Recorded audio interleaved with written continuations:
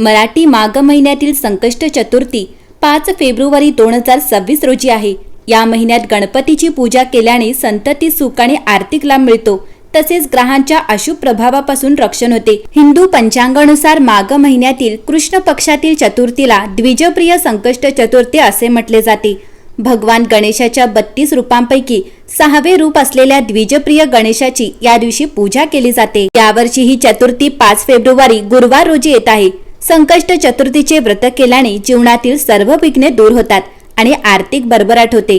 मात्र या दिवशी अनावधानाने केलेल्या काही चुकांमुळे बाप्पा कोपू शकतो आणि घरात दरिद्रता येऊ शकते। संकष्ट चतुर्थीच्या दिवशी कोणाचाही अपमान करू नका आणि विशेषतः घराबाहेर आलेल्या कोणत्याही गरजूला रिकाम्या हाती पाठवू नका।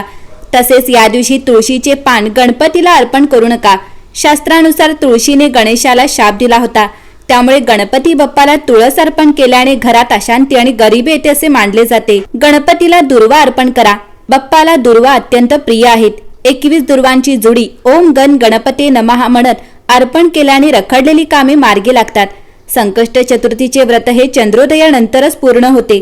चंद्राला अर्घ दिल्याशिवाय जेवण केल्यास व्रताचे फळ मिळत नाही। त्या दिवशी विसरूनही मांस, मद्य किंवा कांदा लसणाचे सेवन करू नका। असे केल्याने घरातील सकारात्मक ऊर्जा नष्ट होऊन गरिबी येते। उपवासाच्या दिवशी मन आणि शरीर शुद्ध ठेवणे आवश्यक आहे। वादावादी किंवा भांडणांपासून लांब राहावे, अन्यथा घरात लक्ष्मी टिकत नाही। पूजेच्या वेळी लाल रंगाचे कपडे परिधान करणे शुभ मानले जाते।